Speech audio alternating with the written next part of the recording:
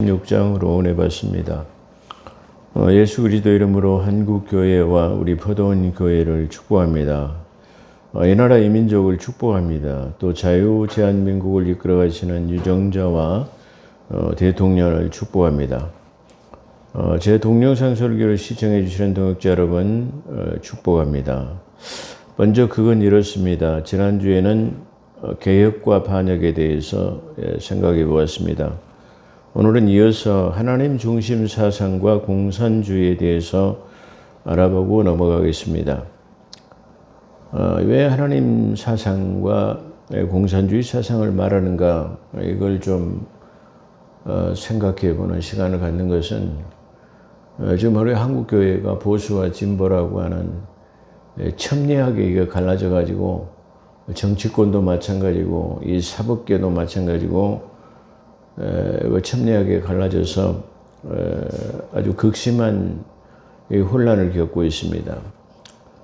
또 방송 매체에서도 역시 많은 방송과 또 언론들, 신문들도 이렇게 좌우로 나눠져 있는 극심한 그런 것을 바라볼 때 자칫 잘못하면 우리는 보고 있는 그 언론 매체를 통해 가지고 우리의 사상이 조금 흔들릴 수도 있고 혼돈을 가져올 수도 있다.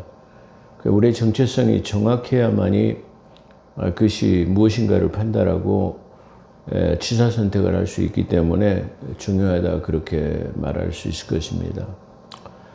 사람들이 이렇게 극심한 보수와 진보를 통해서 하나님은 어떤 편이실까, 어떤 사상을 가지고 계실까를 한번 생각해 보는 그런 시간으로 우리가 이 세대를 살아나갈 때 하나님의 말씀하신 대로 이 세대를 본받지 않고 마음을 새롭게 하여 변화를 받아 하나님의 선하시고 기뻐하시고 온전한 뜻이 무엇인가를 분별하는 것이 하나님의 뜻이다. 결론적으로 말한다면 하나님은 이 세대의 세상과는 짝하지 않는 것입니다. 그러니까 이 세상에 지금 있는 모든 것들은 아니다 라고 그렇게 먼저 말씀드릴 수 있을 것입니다. 그래서 하나님 중심 사상과 공산주의, 요즘 말하는 보수와 진보 중에서 하나님 어느 편일까? 그러면 하나님은 보수도 진보도 아닙니다. 그러나 진보보다는 보수 쪽에 손을 들어주실 것이다, 그렇게 생각해 볼 수 있습니다. 왜 그러냐면 우리 한국교회도 작용화되어 있는 진보 세력에 의해서 하나님의 말씀들이 정식적으로 부정하고 있는 것을 볼 때에 하나님은 진보 세력보다는 보수에도 손을 들어주실 것이다, 이렇게 한번 생각해 보면서 우리가 한번 생각해 볼 수 있도록 하겠습니다. 하나님 중심사상, 먼저 하나님은 어떤 분인가를 알아야 할 것입니까? 그렇죠. 하나님이 어떤 분인가, 어떤 사상을 갖고 계신가를 알아야 하나님의 사상을 이해할 수 있을 것이다, 그렇게 생각해 볼 수 있습니다. 하나님은 누구신가? 한마디로 말한다면 하나님은 사랑이시라, 이렇게 말씀드릴 수 있습니다. 그래서 요일서 4장 8절과 16절에 보면 하나님은 사랑이시다라고 그렇게 말씀하고 계십니다. 또한 이 사랑은 요한복음 3장 16절에 하나님이 세상을 이처럼 사랑하사 독생자를 주셨으니, 이 말은 이는 십자가에 죽기까지 사랑하시는 인간 사랑을 나타내시는 것입니다. 당신의 창조물인 사람이 죄악 때문에 죽어가는 것을 참아 볼 수 없어서 당신이 죽기까지 사랑하시기 위해서 이 땅에 오셔서 십자가에 못 달려 죽으신 것이다. 사람 사랑을 위해서 죽기까지 사랑하신 것이 하나님의 사랑이다. 그게 하나님의 속성이다. 그렇게 말씀드릴 수 있을 것입니다. 그래서 하나님은 세상을 이처럼 사랑하사 독생자를 주셨으니 이는 십자가에 죽기까지 사랑하신 인간 사랑을 나타내는 것이다, 그렇게 말씀드릴 수 있고요. 두 번째로는 또한 하나님은 거룩하신 분이시다라고 말합니다. 이 두 가지는 하나님의 속성입니다. 레위기서 11장 44절과 45절에 보면 나는 여호와 너희의 하나님이라 내가 거룩하니 너희 몸을 구별하여 거룩하게 하고 땅에 기는 것 짐승으로 말미암아 더럽히지 말라. 나는 너희의 하나님이 되려고 너희를 애굽에서 인도하여 낸 여호와라. 내가 거룩하니 너희도 거룩할지어다. 거룩한 것은 아주 깨끗한 그런 것만을 말하지 않는 구별된 삶을 빼어내가지고 따로 있는 것을 이렇게 구별된 것, 그걸 거룩한 것, 부정한 것에서부터의 거룩한 것으로, 깨끗한 것으로 분리시키는 것을 거룩하다 말합니까? 거룩이라는 것은 따로 떼어져 있는 것, 구별된 삶을 거룩이다, 그렇게 말할 수 있어요. 그래서 하나님은 스스로 자존하신 분으로서 따로 혼자 스스로 계시는 따로 있는 분이다, 이렇게 말씀드릴 수 있어요. 그래서 하나님께서는 내가 거룩하니 너희도 거룩할지어다. 거룩이라는 말은 분리되는 것, 분리분정을 말하는 것이다, 그렇게 말할 수 있어요. 따로 떨어져 있는 것을 말하죠. 이 세속주의에서부터 따로 떨어지는 것, 부정한 것으로부터 깨끗한 것으로, 죄악에서 선으로 이렇게 분리되는 것을 거룩이라고 말할 수 있습니다. 자, 이러보건대 하나님의 사상은 무한한 사랑으로 긍휼과 자비의 하나님이시지만은 죄를 미워하시는 분으로 나타납니다. 구별되기 때문에 그러죠. 그래서 하나님께서는 무한한 긍휼과 자비의 하나님이시지만 죄를 미워하시는 그런 분으로 나타나십니다. 또한 그분은 구별된 거룩한 분으로서 우리에게 구별된 삶을 살기 원하시는 것을 볼 수 있어요. 구별되라는 말이죠. 이 세상과 짝하지 말라는 거죠. 어떻게 보면 보수 측에도, 이게 진보 측에도 들지 않는 하나님의 구별된 삶을 살아라, 그렇게 말할 수 있어요. 그러니까 만약에 우리는 이 두 부류, 보수와 진보 세력에서 어떤 것을 취사 선택할 수 있느냐, 그러면 하나님의 뜻대로 사는 이 사상을 가지고 있는 척에 우리는 손을 들어줄 수 있다. 기왕이면 그쪽에 편에 설 수 있다, 이렇게 말할 수 있을 것입니다. 그래서 하나님의 자녀 백성이 되기 위해서는 차별화된 삶을 사는 것으로, 차별화된 삶을 사는 거죠. 평등 사회를 부르짖는 공산주의 사상이나 다시 말하면 이 진보 세력과는 조금 다르다, 그렇게 말할 수 있을 것입니다. 그래서 평등 사회가 아닌 분리분정의 하나님, 분리하고 분정하시는 분이다. 그러니까 하나님께서 최초의 사람을 나누실 때도 다시 말하면 황인, 백인종, 그리고 이 흑인, 이렇게 분리분정해가지고 각각 유럽과 아프리카, 그리고 이 아시아에 이렇게 각각 나누어서 살 수 있도록 하는 것을 분리분정한다, 이렇게 말씀드릴 수 있어요. 그래서 하나님은 자꾸만 분리하시는 분이다. 통합주의가 아니시, 에큐메니컬 연합이라고 하는, 다시 통합주의가 아닌 분리하시는 분이다, 나누시는 분이다, 이렇게 볼 수 있어요. 그래서 평등사회가 아닌 분리분정의 삶을 말하는 것입니다. 공동소유와 공동분배 또는 차별금지 법안 같은 것을 하나님의 중심 사상이 아닙니다. 저 공산주의 사상은 공동으로 소유하고 공동으로 다 분배해 준다. 그렇지만 그 나라는 패망하고 이렇게 다 이게 망하는 것, 이렇게 그런 것을 볼 수 있습니다. 그래서 이러한 측면을 바라보면 하나님의 중심 사상과 반대되는 사상이 어떤 사상이냐면은 바로 공산주의나 사회주의 사상이다라는 것을 우리가 알 수 있기 때문입니다. 그런데 자꾸만 이게 나눠준다라고만 하니까 그게 좋은 정책으로만 생각하는데, 이건 사람을 무능하게 만들고 바로 그 나눠주는 사람만 바라보게 하는 것을 말하는 것이다, 그렇게 말할 수 있습니다. 그래서 공산주의 최초의 이념은 다 우리가 많은 것을 소유해가지고 이 많이 부를 축적하고 많이 가지고 있는 사람 뺏어가지고 나눠줄게, 그렇게 말하는 거예요. 그러면 그걸 이게 많이 가지고 있는 사람을 뺏어가고 나눠준 다음에는 어떻게 합니까? 또 대기업의 돈을 많이 가진 재벌들의 돈을 뺏어서 가지고 나중에 나눠줘 버리고 회사는 부도된다면 나중에 돈을 누가 봅니까? 바로 이런 것을 말하고 있다, 그렇게 볼 수 있어요. 조금만 생각하면 자명하게 나타나는 일인데 왜 그런 쪽에 한호하고 있는지 우리는 이해할 수 없습니다. 그런데 자꾸만 언론 매체에서 그리고 떠들고 있기 때문에 자꾸만 들만 그쪽으로 현혹될 수밖에 없는 게 아닌가 그렇게 생각해 보는 것입니다. 자, 이러한 측면에서 바라보면 하나님의 중심 사상과 반대되는 사상이 공산주의나 사회주의 사상입니다. 그렇기 때문에 공산주의나 사회주의에서는 교회가 없으며 또 교회를 박해하는 것입니다. 우리나라 정치권에서도 사유재산을 인정하지 않는 그리고 그 사유재산을 국가가 소유해야 한다는 그런 국회의원들이 있어요. 그 대표적인 사람이 바로 추미애고 그 다음에 그 혁신당을 이끄는 바로 조국이라는 사람들이 있습니다. 바로 이들은 사유재산을 인정하지 않고 모든 그 재산을 국가가 소유해가지고 거기서 발생되는 이익을 나름 똑같이 배분해 줘야 한다는 그 사회주의 사상을 가지고 있기 때문입니다.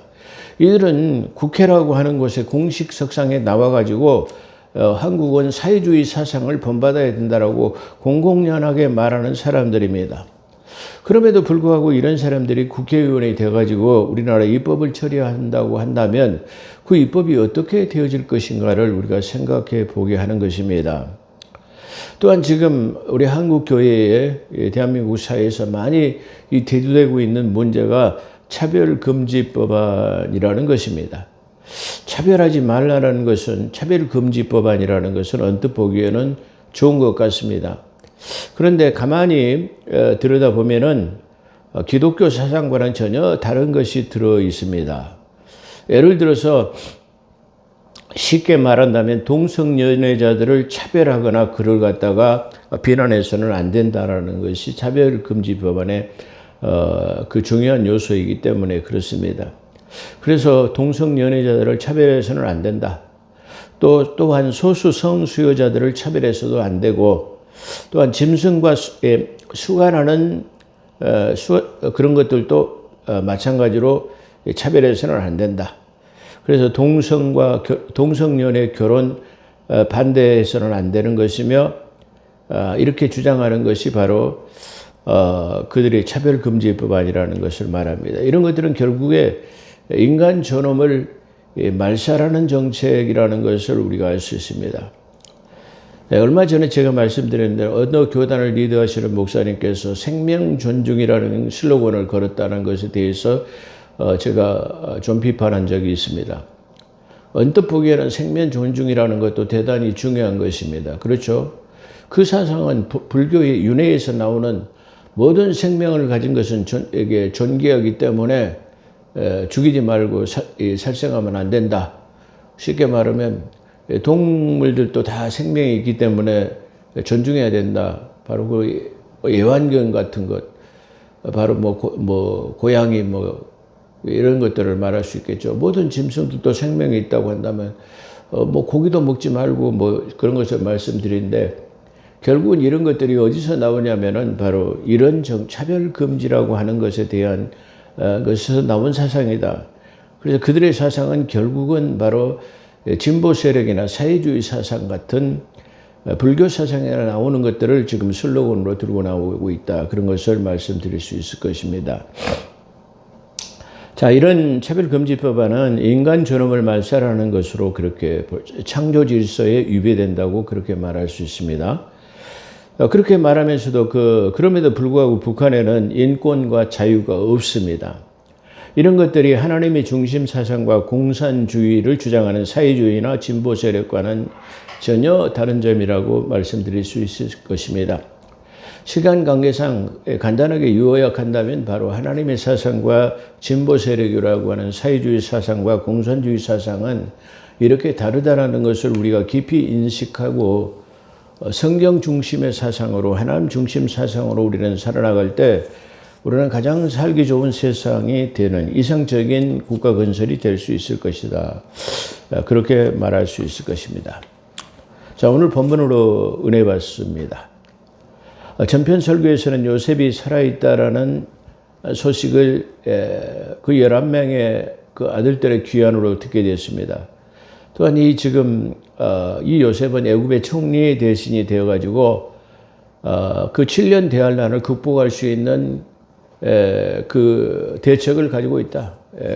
그래서 7년 대환란을 피하기 위해서는 우리가 애굽으로 이주해야 되며 그들에게 주어질 땅은 고센 땅으로 땅까지 이미 지금 어떤 특정한 장소를 요셉이 지목해 놨다라는 거예요.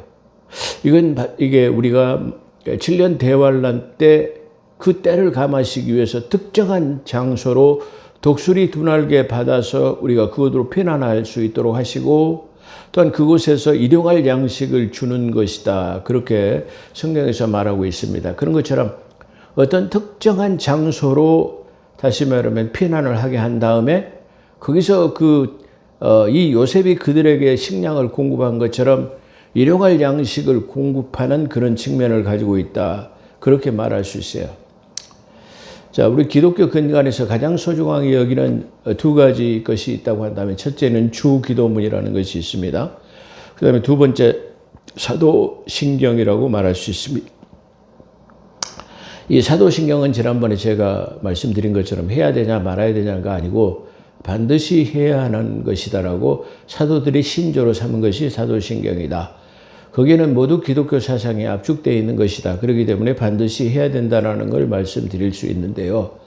어떻게 본다면 이 두 가지 것 중에서 취사 선택 어떤 것을 하고 말아야 된다고 한다면 다 해야 되지만 저는 주기도문은 안 해도 된다라고 생각해요. 오히려 사도신경이 더 중요하다는 측면을 강조할 수 있어요. 왜 그러냐면은 거기는 일용할 양식을 구하기 때문에 그래요. 그거는 바로 그 기도문은 바로 산상수훈에서 나타나는 환란 시대의 도래 때에 너희는 이렇게 기도하라는 내용이 거기에 포괄적으로 들어있기 때문에 그 환란 시대는 우리에게 믿음의 자녀들이라고 하는 예수 그리스도를 나의 구주로 믿는 자에게는 환란 직전에 환란을 통과하지 않고 바로 공중 들림이라는 것을 하기 때문에 바로 그 기도문은 바로 오늘날 이 시대를 살아가는 우리하고는 오히려 더 동떨어진 것이다. 그렇지만 우리가 그것을 그럼에도 우리가 버리지 못하는 이유는 혹시라도 그 중에서 환란을 통과해야 할 사람이기 때문이다. 그렇게 말할 수 있습니다. 그래서 여기서 특정한 장소를 지적하고 있다는 것은 그런 중요한 의미를 말하고 있고요. 그들에게 주어질 땅은 고센 땅으로서 목축업을 하고 정착하기에 좋은 곳으로 7년 대환란을 피할 곳으로 선정되었다라는 것입니다. 거기는 이 광활한 목초지를 가지고 있기 때문에 저 유목사회에서 목축업을 하는 아브라함의 후손들에게는 아주 좋은 곳이 될 수 있을 것입니다. 그걸 선정해 놓고 거기서 지금 살도록 한다라는 그런 내용입니다. 물론 그것으로 살기 위해서는 바로 앞에 한번 인사를 드릴 때 너희가 무엇을 하는 사람이냐 그래 묻거든 우리 조상 선조부터 대대로 목축업을 하는 사람입니다라고 말하라. 그 말은 우리는 많은 무리 지어서 여기에 들어왔지만 우리는 당신이 통치하는 정치에는 전혀 관심이 없는 바로 목축업을 하는 사람이기 때문에 다시 말하면 정치에는 관심이 없습니다라고 하는 지혜로운 측면이 그 속에 들어있기 때문이다. 그렇게 말할 수 있어요. 그래서 그런 측면을 볼 때도 요셉은 아주 가장 지혜로운 사람, 바로 사브넷 바네아라는 그런 이름을 가질 만한 그런 사람이다. 다시 말하면 사브넷 바네아라는 말은 하나님의 비밀한 것을 간직한 사람이다. 그렇게 말할 수 있을 것입니다. 그래서 이스라엘은 모든 소유를 이끌고 애굽으로 가던 중에서 브엘세바에 머물게 됐습니다. 그러니까 가나안 땅에서 지금 애굽으로 가기 위해서 걸치는 곳이 있는데 그것이 바로 브엘세바인데요. 이 브엘세바는 자기 아버지 이삭이 머물렀던 곳으로 그 이삭이 거기에다 하나님에게 희생제사를 지냈던 곳으로 창세기 26장 23절에 나타나고 있습니다. 다시 말하면 여기 브엘세바에 오기까지는 저 아비멜렉이라고 하는 저 블레셋 사람들과 이게 같이 살다가 이삭이 창대이니까 그 우물을 메꿔버리고 계속해서 메꿔버리고 결국에는 이 브엘세바까지 올라왔는데 하나님께서 브엘세바에 올라온 그 이삭에게 걱정하지 말아라.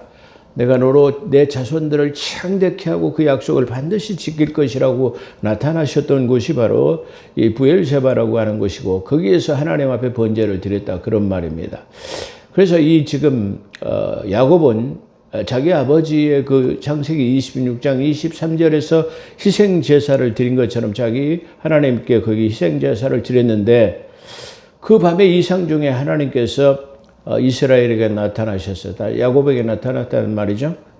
야곱아 야곱아 하시기로 야곱이 내가 여기 있나. 우리 이 말씀을 들을 때는 그 사무엘이 하나님의 성전에서 밤에 수직을 할 때 사무엘아 사무엘아 부르니까 그 어린 소년이 그 엘리 제사장이 부른 줄 알고 아버지 내가 여기 있나이다. 왜 부르셨습니까? 그러니까 안 불렀다. 또 두 번째 사무엘아 사무엘아 또 가서 부르셨습니까? 그러고 내가 안 불렀단 말이야. 그래서 엘리가 제사장이 생각해 보니 지금 하나님께서 부르시는데 이게 잘못 착각하고 있구나. 그렇게 말하고 생각하고 사무엘에게 사무엘아 또 내 이름을 부르거든 내가 여기 있나이다. 말씀하소서 듣고 내가 순종하게 있나이다 라고 말하라. 그렇게 해가지고 하나님과 이 사무엘이 처음 대면했다라는 것처럼 야곱아 야곱아 부르신다라는 것은 하나님께서 말씀하시기 위해서 부르셨다라는 것을 우리가 볼 수 있습니다. 그래서 야곱이 내가 여기 있나이다 말씀하소서 그런 뜻이죠. 그 하나님께서 이르시되 애굽으로 내려가기를 두려워하지 말라. 내가 거기서 너로 큰 민족을 이루도록 하기 위해서 내가 지금 애굽으로 이주시키는 거다. 그래서 이 애굽으로 들어가는 것은 내 조상, 내 할아버지였던 아브라함에게 약속하신 것인데 큰 민족을 이룬 다음에는 4대 만에 다시 이끌어내가지고 다시 나올 것이다 말이야. 그러니 걱정하지 말아라. 그런 다음에 또한 너희가 이 애굽으로 들어간다면 내가 너희와 함께 하겠다 말이야. 내가 같이 너희와 있겠다. 그렇게 지금 말씀하시는 거죠. 그래서 내가 또한 너와 함께 애굽으로 내려가겠고 반드시 너로 인도하여 다시 올릴 것이며 다시 올라오게 한단 말이죠. 그래서 요셉이 그의 손으로 내 눈을 감기리라 그랬습니다. 그러니까 네가 지금 저 애굽 땅에서 죽게 되고 내 눈을 감겨가지고 네 장사는 바로 요셉이 지낼 것인데 바로 가나안 땅으로 이주했죠. 그때 애굽의 총리 대신이었기 때문에 장사는 바로 가나안 땅, 애굽에서 죽었지만 가나안 땅으로 이게 지금 장사에서 막벨라 무덤에다 장사 지냈다라는 내용이 나오죠. 바로 그래서 야곱의 죽음을 말씀하시고 계십니다. 그래서 이 아브라함이 약속하신 4대 만에 다시 가나안 땅으로 올라가실 것을 말씀하고 계시고 이삭에게 나타나서 내가 너로 복을 주어서 내 자손들을 번성케 하리라. 그렇게 약속하신 것처럼 동일한 유로의 말씀을 주십니다.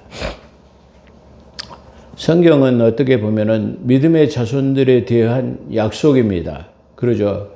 우리가 하나님을 믿고 따르는 것에 반드시 따르는 것은 하나님의 유로와 이게 축복이 다시 말하면 복이 들어있다는 사실을 우리가 기억해야 됩니다. 자, 이들이 지금 이 독특한 것은 지금 가나안 땅에서 애굽으로 이주할 때 그들의 많은 소와 양떼들이 지금 풍부해졌고 그 다음에 지금 이들이 모은 많은 재물이 있었다고 그래요. 재물을 가지고 들어갔죠. 또 역시 애굽에서 나올 때도 그들이 많은 은금과 재물을 가지고 나왔다고 그래요. 어떻게 보면 이건 하나님을 믿는 자들에게 누릴 수 있는 어떤 특권이자 복이다. 이렇게 말할 수 있는 것이 아주 독특하다. 그렇게 말할 수 있어요. 그래서 하나님께서는 반드시 우리에게 복을 주시고 번성케 하시는 것이 하나님이시다. 그것이 우리에게 주시는 하나님의 유로의 말씀이다. 이걸 우리가 볼 수 있습니다. 자, 이상 중에 하나님을 만난 야곱은 우리의 부엘세바를 떠나가지고 이스라엘의 아들들이 바로가 보낸 그러니까 그 11명에게 너희 아버지를 모시고 와라 그래가지고 모든 교통수단을 제공했다 그러죠. 그래서 이 야곱이 타고 올 수 있는 수레도 보냈다 그런 말이죠. 그래서 아들들에게 보낸 수레에 아버지와 자기들의 처자들을 태우고 그들의 가족과 가나안 땅으로 얻은 재물, 여기서 재물 말이죠. 가나안 땅에서 얻은 재물을 가지고 재물을 이끌고 야곱과 그의 자손들이 다 함께 애굽으로 갔더라. 그렇게 말해요. 자, 우리가 지금 이 야곱의 그 재물과 재산은 우리가 가히 측정할 수 없는 재산이에요. 왜냐하면 이 야곱은 자기 삼촌 라반의 집에 있을 때 끌고 들어간 이 양떼와 목축업의 재산이 뭐 신학자들이 어떤 그 계산 방법으로 하면 27조 5천억이나 된다고 그래요. 또한 자기 이 야곱이 모은 재산만 그러고 자기 아버지 이삭은 그 가문과 흉년 때 창세기 25장에 보면 그 해에 농사에서 자기 아버지의 100배의 축복을 받았다라고 성경에서 기록하고 있어요. 그 다음에 아브라함은 하나님께서 그에게 은금이 풍부하게 주었다라고, 은금을 풍부하게 주셔서 가는 곳마다 부를 축적할 수 있었다, 그렇게 말해요. 그렇기 때문에 지금 이 3대에 걸친 부는 가히 국가를 형성할 수 있을 만한 기틀을 가진 그런 놀라운 재정이었을 것이다. 우리가 이렇게 생각해 볼 수 있습니다. 이걸 가지고 지금 애굽으로 다 함께 들어갔다, 그렇게 우리가 볼 수 있어요. 근데 여기서 보게 되면 그들이 얻은 재물과 그리고 그걸 이끌고 야곱과 그의 자손들이 다 함께 들어갔다, 그렇게 말하고 있어요. 이와 같이 야곱이 그 아들들과 손자들과 딸들과 손녀들의 그의 모든 자손들을 데리고 애굽으로 갔더라, 이렇게 말하고 있어요. 그래서 8절 이후에 보면은 바로 지금 그 애굽으로 들어간 자손의 명단을 27절까지 이렇게 말하고 있어요. 그리고 27절에서는 특별히 애굽의 요셉의 자손 2명과 함께 도착한 도합 70명으로 기록하고 있습니다. 그러니까 다시 말하면 이 창세기를 지금 보게 되면 그들이 애굽으로 들어간 도합의 수가 66명이었더라, 그렇게 말하고 애굽에 있는 그 숫자까지 합하면은 70명이었다, 이렇게 비록 말하고 있어요. 그러니까 다시 말하면 애굽의 이 요셉의 아들이 에브라임과 므낫세가 2명이 추가되었기 때문에 그들의 수까지 포함하면 70명이다, 그렇게 지금 말하고 있는 거예요. 근데 좀 여기 상이점이 많이 있어요. 근데 상이점이 있는 것은 뭐냐 그러면은 여기에서는 아들과 딸들, 손녀들까지를 포함하고 있는데 그 숫자를 이게 그 히브리 민족 유대인들은 여자나 아이들의 숫자는 기록하고 있지 않다라는 것이 좀 독특한 측면이다. 그렇기 때문에 지금 스데반 집사는 우리가 사도행전을 마치 지금 같은 맥락에서 우리가 비교해 볼 수 있는데요. 사도행전에서 스데반 집사는 애굽으로 이주한 숫자가 75명으로 기록하고 있어요. 그렇기 때문에 70명과 75명의 사이는 바로 그런 측면을 우리가 볼 수 있고요. 여기서 이 명단의 창세기에 나오는 명단을 보게 되면 딸 디나의 이름은 숫자는 기록하고 있는데 다른 손녀들의 딸은 기록하고 있지 않다라는 것. 다시 말하면 여자와 아이들의 숫자를 기록하지 않고 있는 유대인의 간섭에 비유한다면 디나의 숫자는 거기다 포함됐는데 다른 손녀딸이라는 것은 여기다 기록하지 않고 있다. 또한 여기서 중요한 것은 그 라헬의 죽음을 기록하고 있습니다. 그런데 나머지 이 레아와 다시 말하면 3명의 부인이 있었죠. 근데 그들의 지금 이름은 겸용하고 있지 않다라는 것이 좀 독특하다, 그렇게 말할 수 있을 것입니다. 그 이전에 레아가 죽었는지는 우리가 앞전에 공부했을 것으로 그렇게 사료되고요.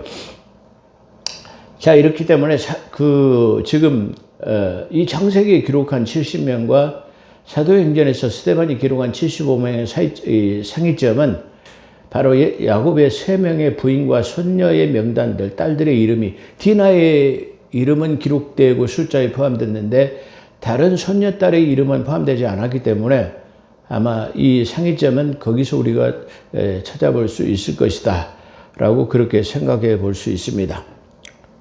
자, 유다는 먼저 애굽에 갔다 왔기 때문에 2번이나 갔다 왔기 때문에 또 사정을 잘 알게 될 것이고, 또 요셉을 통해 가지고 너희가 머물 곳은 고센이라는 것을 아마 보여주었기 때문에 너희가 전부 식솔들을 이끌고 들어온다면은 거기로 들어가서 정착을 해라, 그렇게 알려줬기 때문에 그것을 알고 있었을 것이다, 그렇게 말하죠. 고센은 7년 대환란을 피하기 위한 특별한 장소이다라는 것을 우리가 볼 수 있는데요. 이건 어떻게 보면 지금 현 시대에 이 대환란이 일어나게 되면은 고센이라고 하는 저 이집트의 어떤 땅으로 우리가 이주하지 않겠느냐, 그렇게 생각해 볼 수도 있는 것이다, 그렇게 우리가 말할 수 있을 것입니다. 그래서 유다의 인도로 고센에 정착한 야곱은 요셉과 상봉한 후에 서로 얼굴을 어금맞대고 울고 서로 상봉을 기뻐했습니다. 그리고 상봉 후에 고센 땅은 목 축업을 하기에 가장 좋은 곳으로 바로가 묻거든 바로가 너희는 어떻게 이게 쉽게 말하면 살아왔느냐 그것을 무엇을 하느냐 말이야 이렇게 물을 때 또 그리고 바로를 아련으로 갈 때에 이 형제 중에서 11명 중에서 똑똑하고 잘생긴 사람들을 데리고 간 것이 아니라 가장 이게 못생기고 옷도 잘못 입은 그런 사람들을 데리고 가서 아련했다라는 거 특이해요. 그건 다시 말하면 정치적으로 이 지금 이게 세속적으로 표현한다면 이 지금 이 누굽니까? 요셉이 너무나 탁월한 통치력을 가지고 있기 때문에 만약에 이들과 함께 반란을 일으킨다고 한다면 자기가 속수무책이 되기 때문에 정책적으로 어떤 제어하기 위한 수단으로도 한번 생각해 볼 수 있다. 그렇게. 그래서 우리는 그런 뜻에 전혀 이게 상관이 없다라는 측면으로 그 형제들 중에서 좀 못생기고 좀 지혜도 아둔하고 또 복색도 좀 이렇게 일부러 이 목축업을 하는 사람으로 남루하게 해가지고 우리는 선조로부터 이 목축업을 되도록 그냥 목축업만 하고 이 떠돌이의 삶을 살았습니다.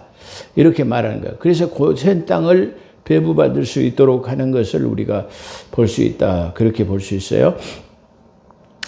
그래서 유다의 인도로 고센 땅에 정착한 야곱은 요셉과 상봉한 후에 고센 땅에 목축업을 하기에 가장 좋은 곳으로 바로가 묻거든 우리 선조로부터 목축업을 하는 사람이라 말하라.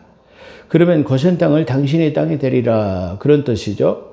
이후는 목축업을 하는 자들은 이 지금 애굽 사람들은 가증이 여겨요. 가증이 그 목축업을 하는 사람은 가장 더럽고 천대하는 직업으로 여기고 같이 하려고 하지 않고 이 앞전에 우리가 공부한 것처럼 이 목축업을 하는 사람과 식사도 같이 하지 않으려고 하는 간섭이 있기 때문에 아주 멀리 천대시하는 그런 사람이에요. 그래서 너희 가서 따로 떨어져 살아 말이야. 우리 간섭하지 않을게. 네 맘대로 살아. 그런 측면이에요. 그래서 오히려 바로 그렇게 구별된 삶이기 때문에 간섭받지 않고 자유로운 신앙생활과 경제활동을 할 수 있는 그런 환경이 조성되었다. 이렇게 볼 수 있을 것입니다. 그래서 세속적으로 보면은 우리는 정치에는 관심이 없는 사람들입니다. 라는 것을 말하라. 그렇게 되면 고센 땅에 당신의 7년 동안 정착할 수 있는 땅이 될 것이다. 어떻게 보면 이 고센 땅은 430년 동안, 439년 동안 4대 만에 많은 백성들이 증식할 때까지, 출애굽할 때까지 엄청난 몇백만의 숫자로 증식할 때까지 거기가 본거지가 되었다고 우리가 생각할 수 있는 장소이다. 그렇게 말할 수 있을 것입니다. 오늘 여기까지 마치도록 하겠습니다. 기도하겠습니다. 거룩하시고 자비로우신 하나님, 오늘 또 저희들을 불러 모아주신 것 진실로 감사드립니다. 오늘 우리가 이 말씀을 통해서 세속화되지 않게 하소서. 진보나 보수에 우리가 치우치지 않는 하나님의 중심 사상으로 이 세상과 짝하지 않는 구별된 삶을 살아갈 수 있도록 하나님 중심 사상으로 살아갈 수 있는 복된 삶이 되도록 하나님을 가까이 하는 자들이 되게 하소서. 하나님을 가까이 하는 자들이 내게 복이라고 말씀하신 것처럼 늘 주야로 하나님을 묵상하고 하나님을 만나는 자들이 될 수 있게 도와주시기를 원합니다. 우리 한국 사회를 하나님께서 기억하시고 하나님 중심 사상으로 하나님 돌이키는 역사로 복 있는 민족으로 하나님을 경외하는 민족으로 하나님의 신정 통치 국가가 되는 나라로 아버지 함께하여 주시기를 원합니다. 감사하며 우리 우주 예수 그리스도 이름으로 감사기도 드리옵나이다. 아멘.